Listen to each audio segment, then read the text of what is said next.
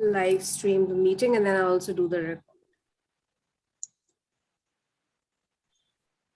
1 second, I'll just join you. All these technical things. Which I really need a whole course on, to be quite yeah.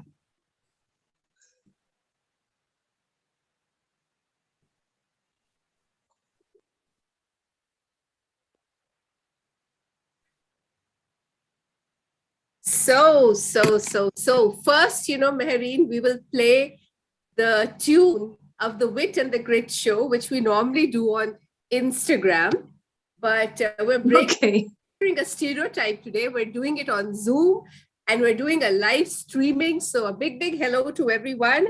And let's see if you are able to hear our Wit and Grit. Can you hear it? Not really. Not really? Not even a little bit? No, now I can. Now I can. Okay, wonderful. So everyone, welcome to the Wit and the Grit Show. This time a little differently.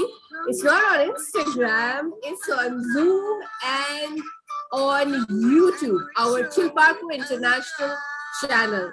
And today we have a wonderful sweetheart, my sister from South Africa. She is Professor, Dr. Ambassador Mehreen Mia, all the way from South Africa, joining us today on the Wit and the Grit Show with Alka. This is season 2 and episode 8. Do you know something, Mehreen? We've already had 155 plus, Wit and Grit episodes in season 1.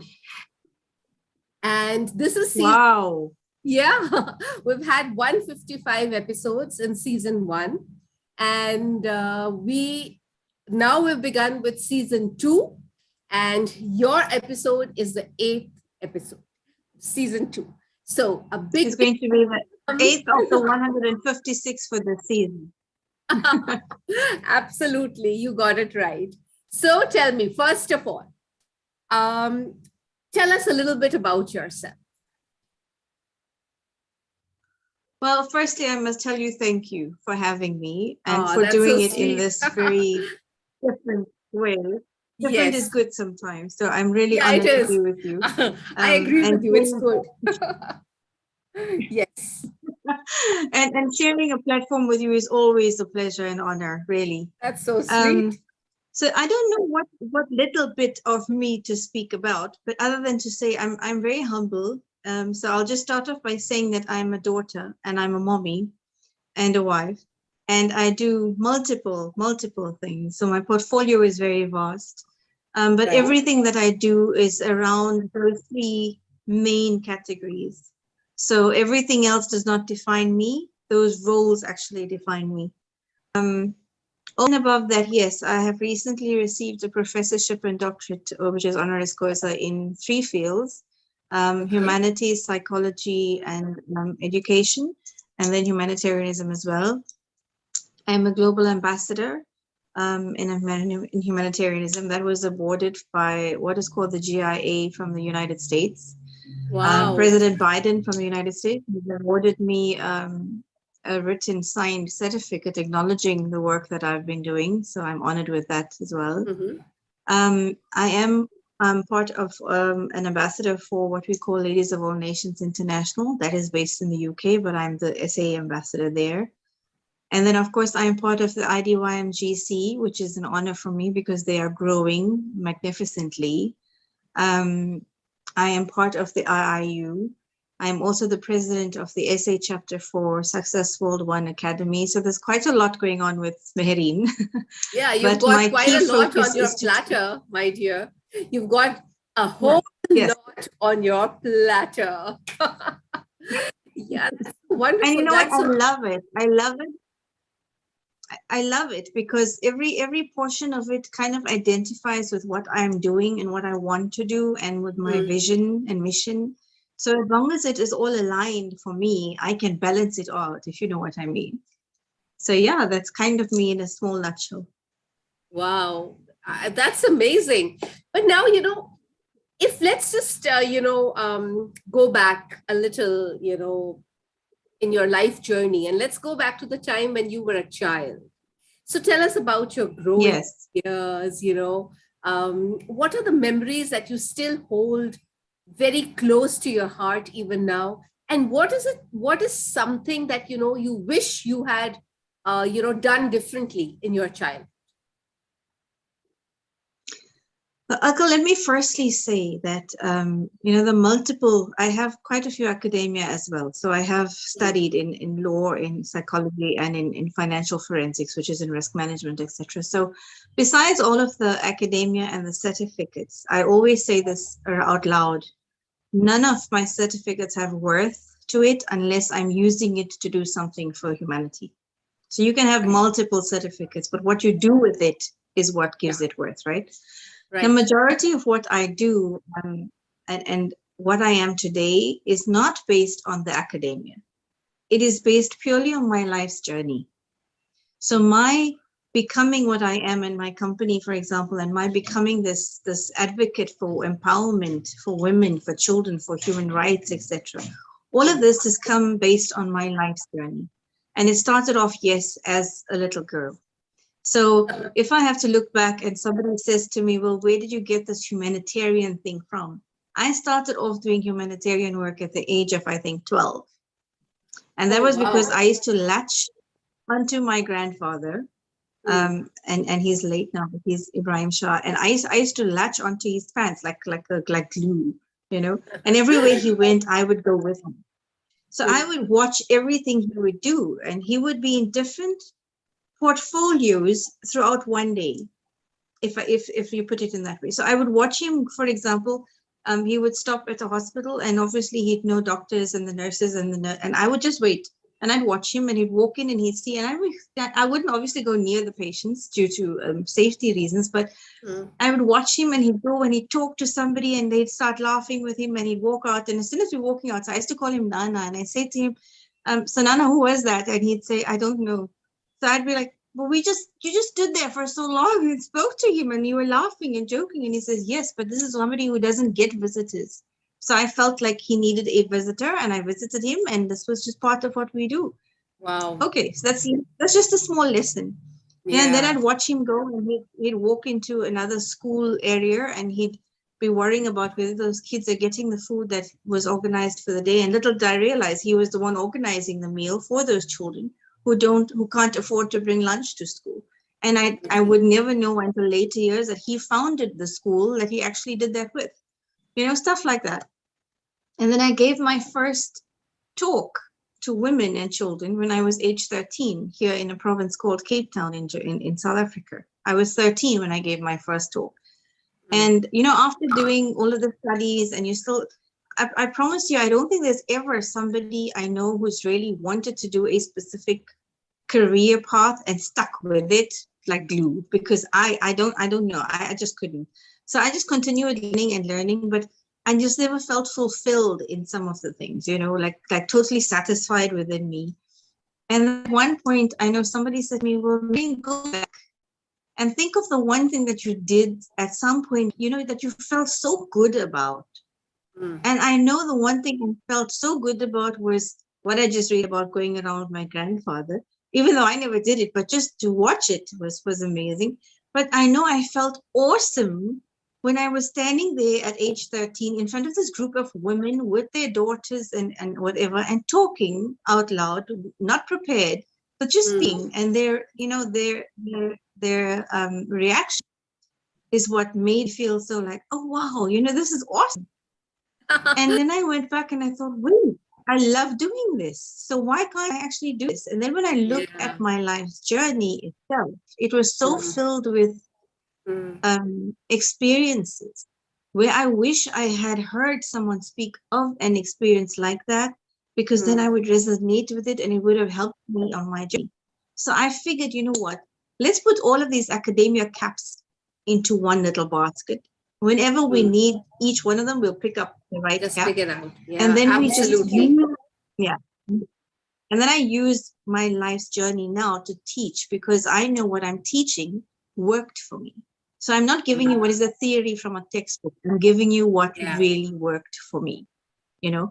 So And if that's there's the best something that I thing. think I mean, one very good thing which I'm understanding from what you have been saying is that at a very young age, you know, you actually understood what it is that really fulfills you. You know, people don't understand even after they're 20. Sometimes they don't even understand till 30, sometimes not even till 40. So with you, I think this was a God's gift. This was a blessing from the heavens above for you, that, you know, you could actually understand your life purpose and what it was. Maybe you did not give it a term like life purpose then because you were young. But yes, you knew deep down in your heart that, you know, this was something that really made you feel happy, bliss. I mean, it was a state of bliss for you. So I think this is very extraordinary. I must tell you, yes, thank you. But I must tell you, Alka, it took a lot of difficult moments in my life, and especially in my late life, post university.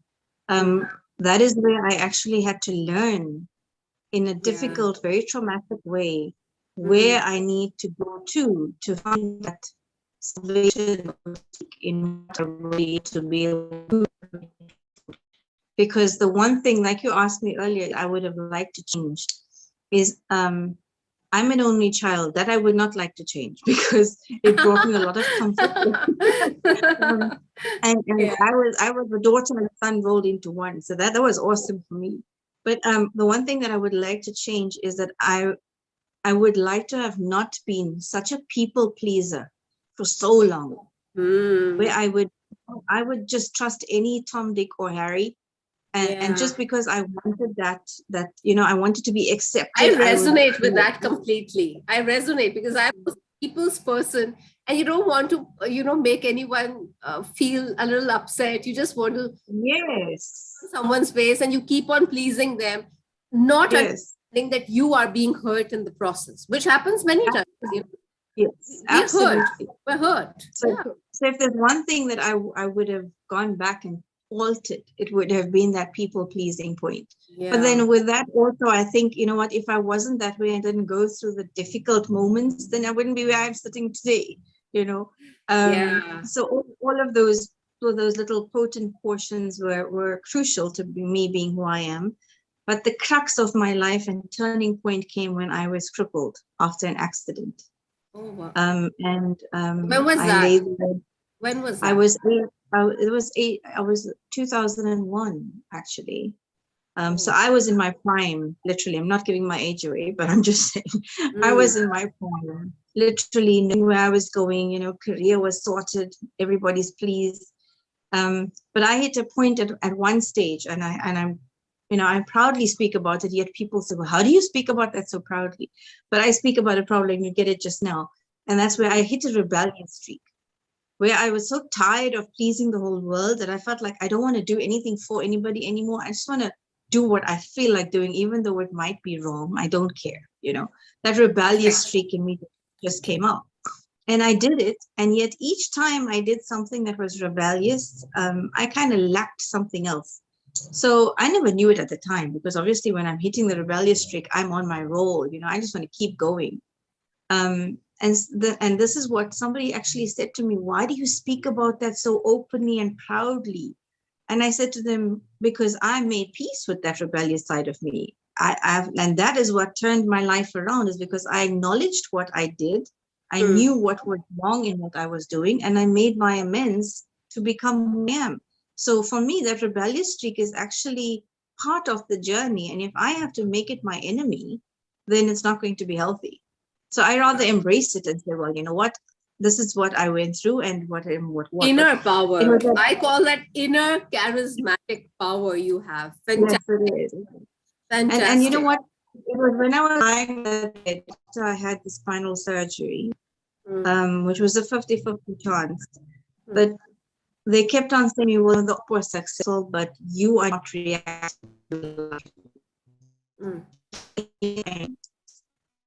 I'm expecting the most of life and thinking I'm going to be okay. And then again, find the actual operation was and what it affected, I might be able to not have children. So everything for me was down. So I'm lying there and there's nothing else working for me body-wise than mind. And so at that point, I lay there. I'm thinking, okay, so what now, Mehrin? You have everything that's now just gone down the tube. And now I had a spiritual since I was age 7. And obviously, having spiritual guides, we kind of get taught certain things. You know, you don't worship the guide, but he guides you in how to worship your creator. Yes. So when I hit the rebellious streak, I obviously stopped doing those things, you know. Mm-hmm. And so I lay there, and after I think it was in the 7th, about the 5th or 6th week. So my mom, my parents would be allowed into high care now and again to see me, but obviously without a cell phone and stuff like that. Right. And the one day my mom just pitched up. It was early morning. I know you're not allowed to be near me. And she just walked into my cubicle and she puts the phone to my ear. And you know, when you are a naughty little child, Alka, and your parents catch you out and you're doing something wrong and you're about to get it, you know, she puts the phone to my ear and I'm listening to this high priest's voice. And I felt like, oh my God, yeah, it's going to come off, you know. That's exactly how I felt, like one child got caught out. And he was so calm though. And he just, he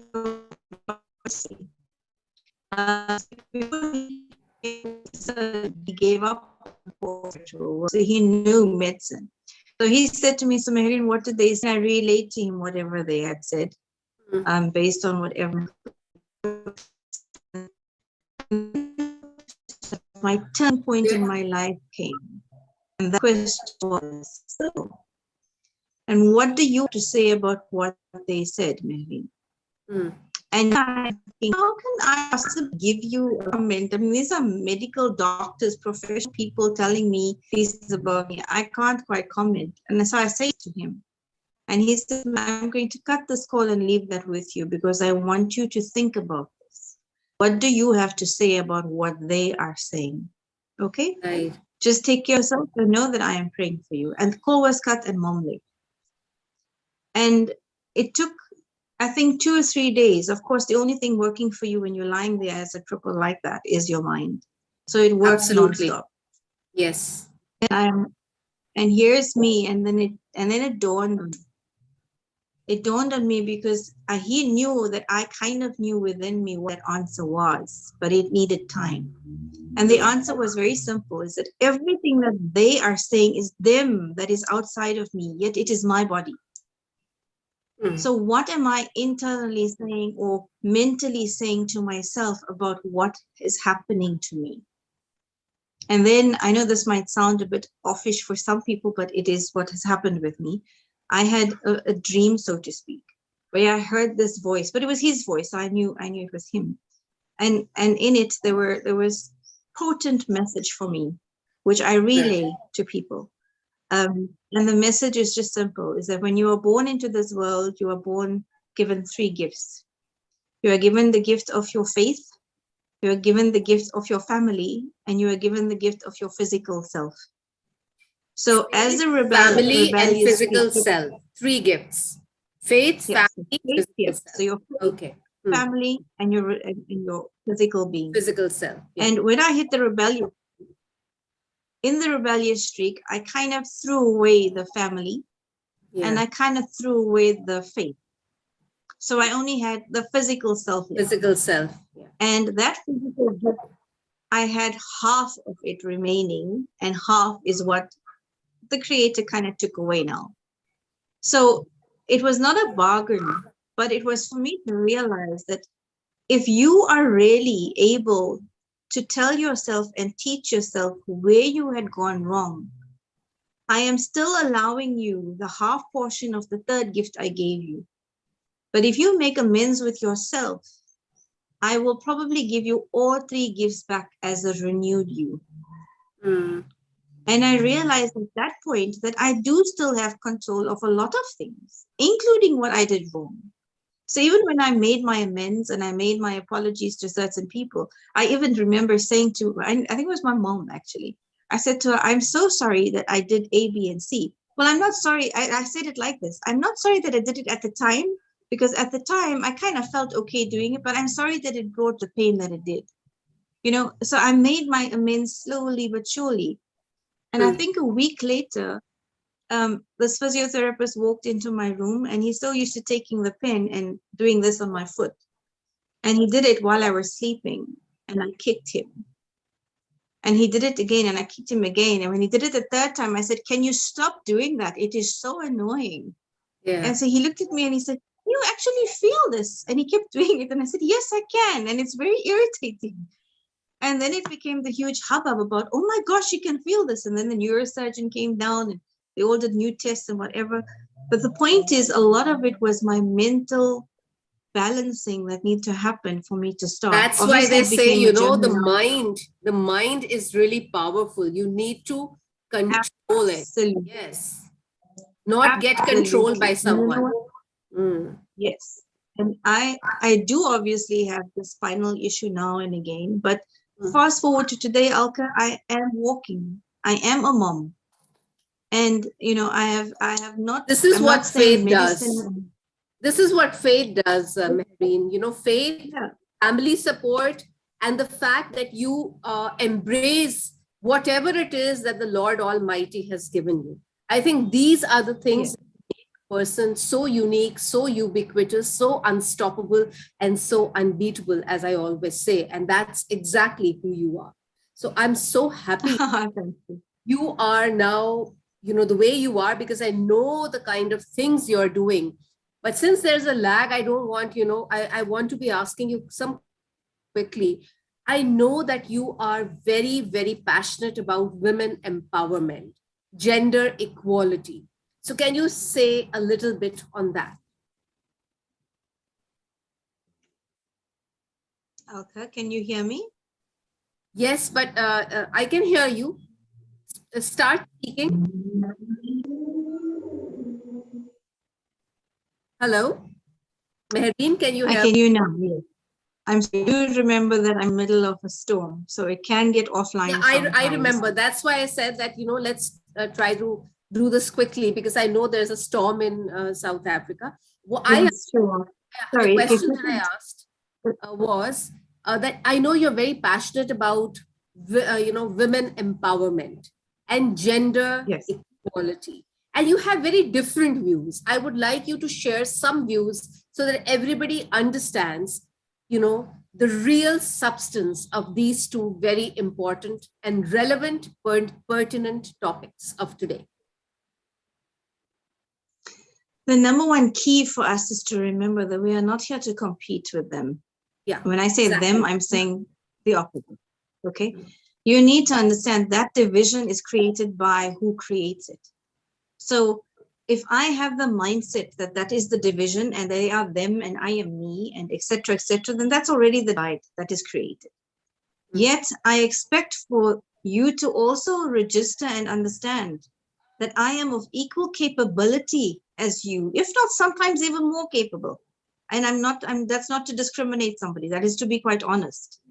I have had in my profession, I've sat in boardroom meetings, for example, where I've had men sitting across from me, not happy to have to take an instruction or have me chair this meeting. I know, I can understand. And they would voice it out. And you know what would be my reaction? I would simply say, "You know what, sir? I agree. And I actually I agree with how you're feeling. I disagree with what you're feeling, but I'm not here to have to counsel you, and I'm not here to have to prove anything to you. I'm here to get productivity out of this meeting. If you are willing to be part and parcel of that productivity, then please sit. If you are not willing to be part of it, please exit, because I have a meeting to do." Wonderful. Very simple. Bravo. I love this. I think this is the way. Yep. But that was very empowering. We have got to take that small stand, and you don't have to be nasty about it, Alka. Yeah. We don't have to be difficult about it. You just have to be polite. You were polite yet firm. You meant business. Yeah. And I think this is true. This is a true spirit of being you, of being unique. And you as a human being. I'm not saying a man or a woman. I'm just saying a human being. We're all human beings. You know, the thing is, if there is utmost respect for the individual, then you will see past the gender. Yeah. Because individuality brings with it character. Individuality brings with it persona. None of those are attached to a gender. The gender portion part of it comes in only because we put it there. And when I say we, I mean sometimes even women are guilty.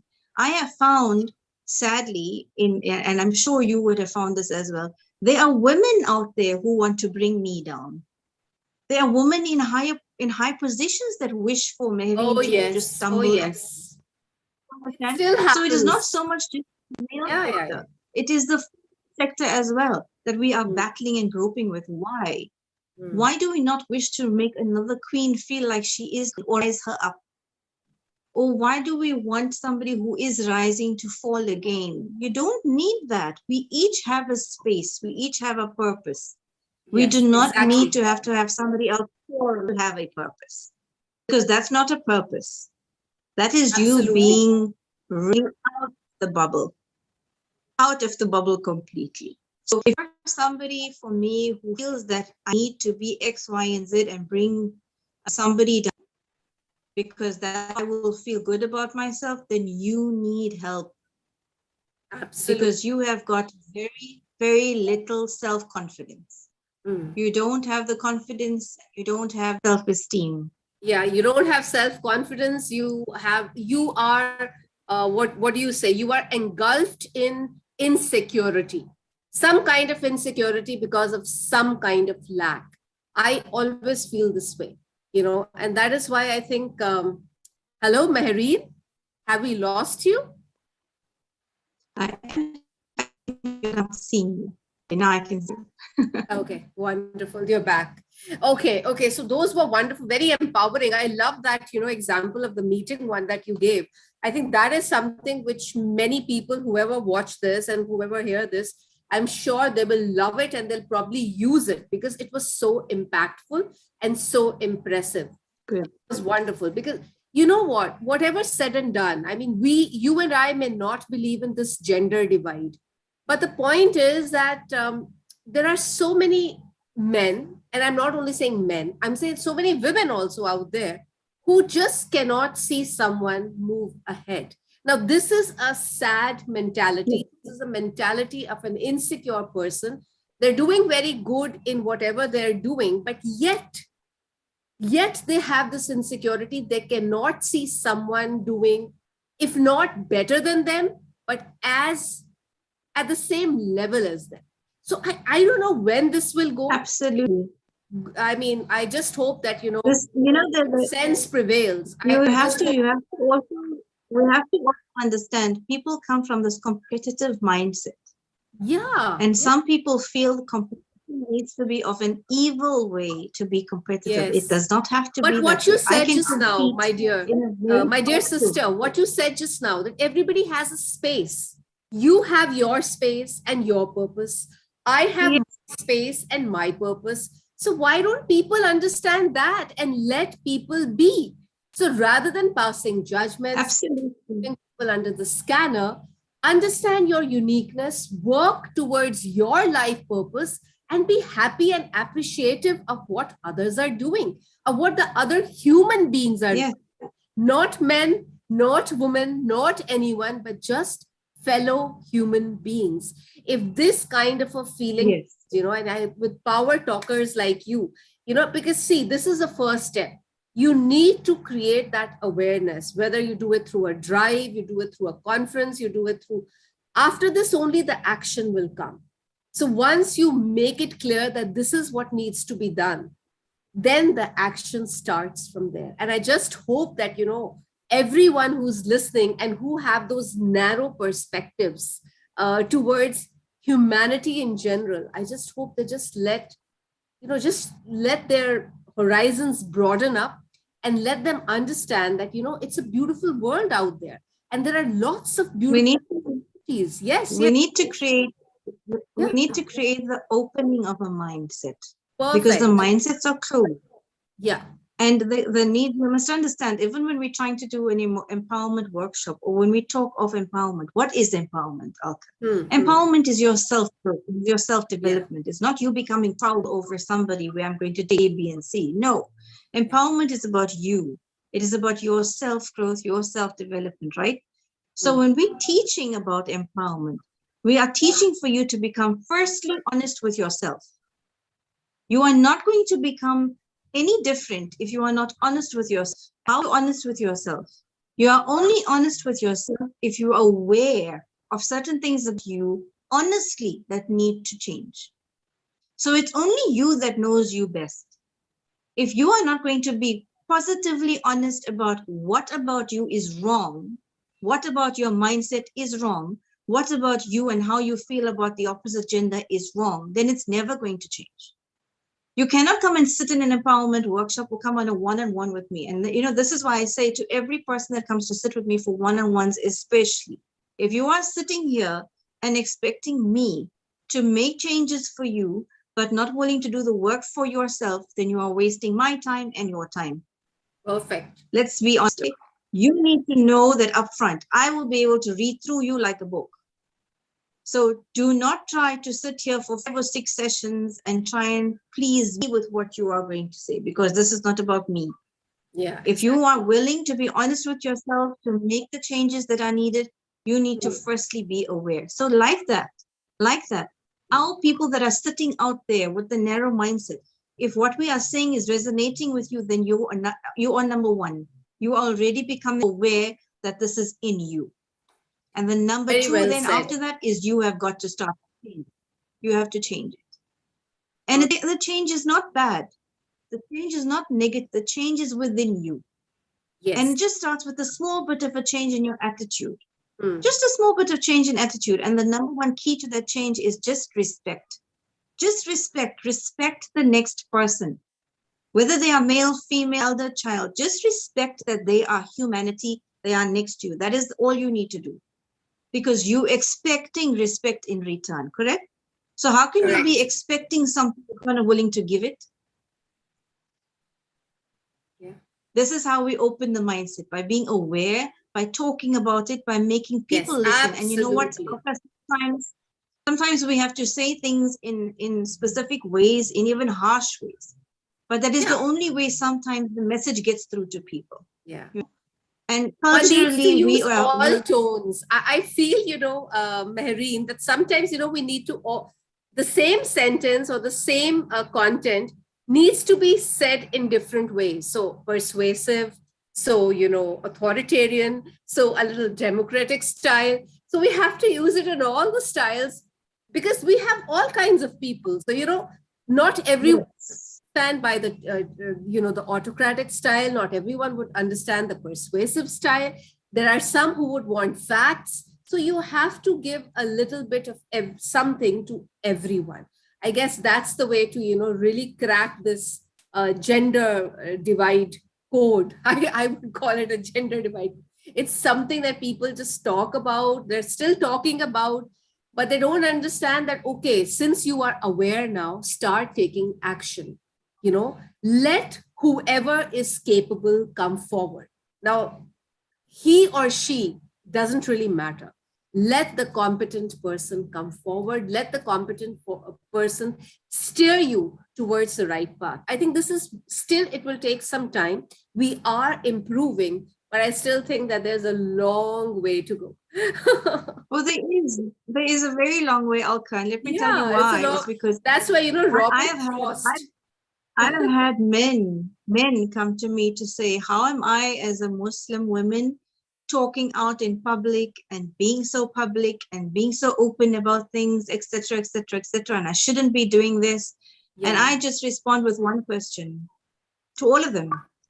Can you show me where in my Quran does Allah tell me I'm not supposed to do this? Wonderful.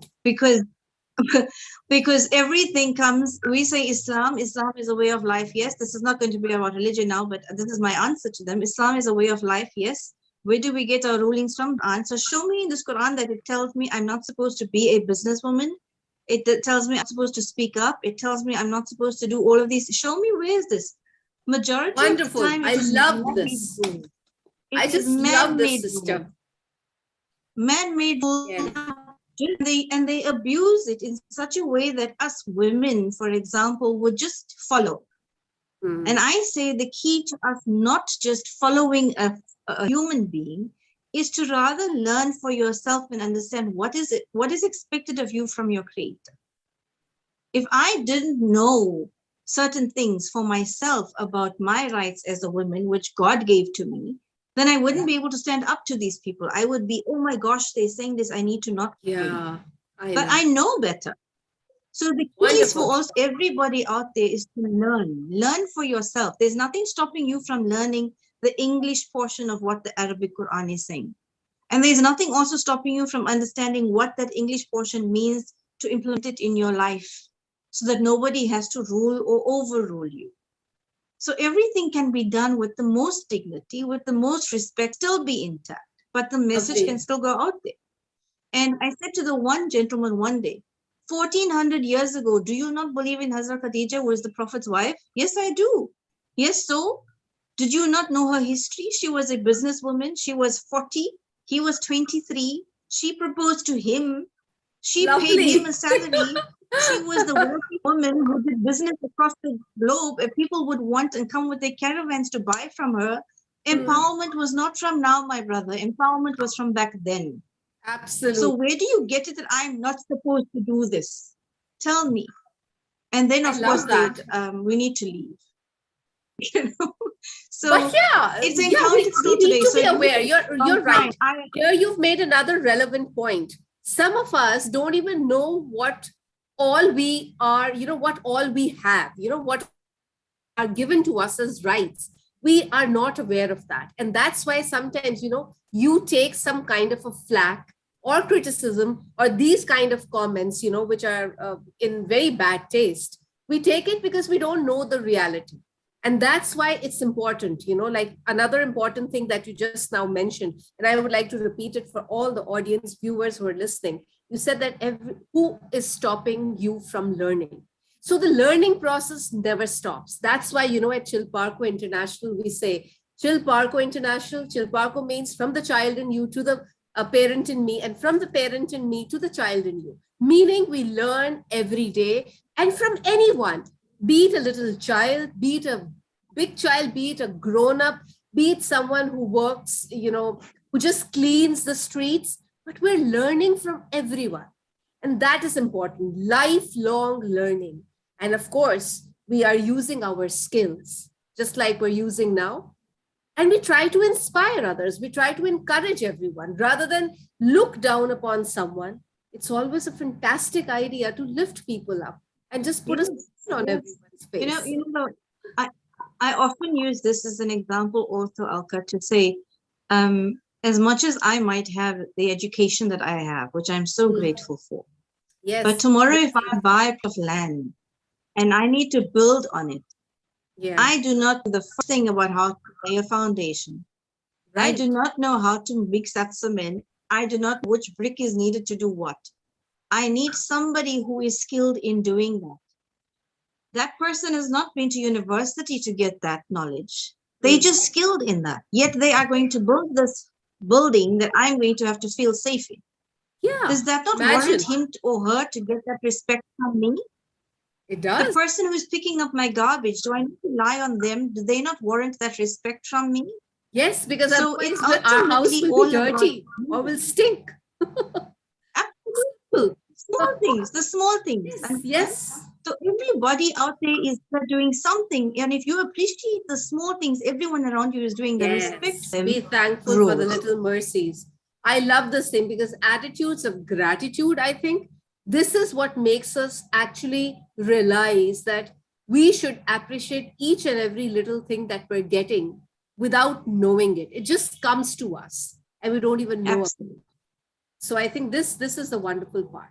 All right, Mehreen, we've talked so much about all these things. Let's know a little bit more about you. So besides all this, that you've got a long, impressive line of credentials, plus roles and responsibilities and loads of honors and accolades. Tell me, What do you actually like doing in your spare time, your hobbies, your interests? Ah, Something as simple as that, like your favorite book, a favorite song, something that you really enjoy doing and you have to do it every day for a little time. Is there something like that? there is. Okay, so I don't have a favorite book, and that is because there's so many. There's way many that I've read thus far to mention. But in terms of a favorite song, that too I don't have because there's so many and they link to either a mom or a dad or a child. So if I have to choose one now, I'm going to have my family fight with me. So no, I don't have a favorite there either. But in terms of what I love to do, I have this, and I've always liked to do it. I didn't realize it was a passion. I never took it as a passion. Maybe I should actually. Is I love to write. I love writing, and Journaling. I love writing poetry. I love Lovely. writing poetry. Have you written something? Yeah. Mehreen, have you written something? Well, can we hear I've written a few things, not offhand, and they're in a journal which is upstairs now, which means I'm going to have to leave here to go. So on our next one, I promise. Next one. Okay, done. But yes, I love to write. Write for our magazine. Write your poetry. Send me your poetry for the magazine. Yeah. I will definitely do that. I will definitely do that. Yeah. My favorite time is just to write again, but me. Whether it's 4 or 5 points of me. And I started to do this many years ago when I myself was in therapy. And that I almost became addicted to, so to speak, because I need that for me to find my peace for the next morning. Wow. And I teach that to people. Because even if you put down just 1 point, 1 point of the day that gives you gratitude for you for the day and gratitude of something you have done for someone for the day, even if it is with your child or your house, or, you know, I did a spring clean today. Wow, my house looks clean. Awesome. Give yourself the benefit of that. If nobody else is going to tell you thank you, thank yourself that you could do it, you know. So there's small things, but that little bit of me time is time. Otherwise, because I'm in so many global platforms, lots of my different time zones are quite taken up. But I make sure that I have that little bit of me time. And then, of course, the best me time is when you're locked up in your bathroom and the door is closing. So there's nobody that can come in there. Yeah, that's true. So that's true. That's where the mind works. It works over. But yeah, like my mom always says to me, my mom keeps telling me, can you switch off your computer if it's late at night and she sees I'm online or something? Can you put the computer off now? And she means this. And I say, it doesn't have an off button just yet. So yeah. I love your wit. That's why, you know, I mean, I just knew it. You live life your way, and yet you make an impact. You touch people's lives positively. I think this is what makes you unique, Mehreen, as a human being. Continue doing this. Continue shining. Continue, you know, spreading the wisdom that you have in abundance, and always keep smiling. And yes, keep coming to this. This is your platform now. So we're sisters, remember? And yes, of course. We have to yet announce your role. So at the Wireless Connect on the 16th, you will be talking. And while you do that, we will be announcing something. So now we are a family. Oh. You have another role. Yes, thank you. Long list of roles. Well, we'll just encompass this role into all of the others too, and we will make it work. That's for sure. It will work. It will reach the relevant people, and it will work. I just know that. Okay, before we say bye, I want you to give an empowering, witty, gritty message to all our viewers listening. There are so many things that come to my roller coaster now, like, okay, choose one, choose one, choose one. But I think let me just say one thing. If you wish to empower yourself, that power sits within you. And the only way to empower yourself is to stay true to yourself. If this were just a Muslim audience, but I think it applies to everybody. If you stay true to your creator and stay true to you, it is the start of your empowerment journey. But understand that the empowerment of you starts with the power within you. And that is what makes you the gift of you. So if we understand each one of us is a gift, you are a gift. Alka is a gift to Alka. Mehreen is a gift to Mehreen. Understand us as the gifts ourselves. They can give to as the gifts to others.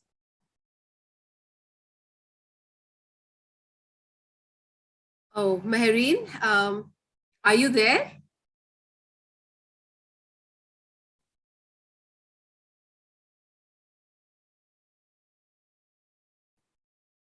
Oh, wow. Mehreen, thank you so much. It was so lovely chatting up with you on the show today. I know you have to break your fast. So good wishes for that. And happy festivities. I know you have to break your fast. And yet you're here empowering all of us, sharing your witticisms and your gritty tales with us. So with good wishes once again, always keep smiling, keep spreading the sunshine about you, which you have in abundance. And God bless you, and lots of love from me to you. We are buddies forever. Thank you so much.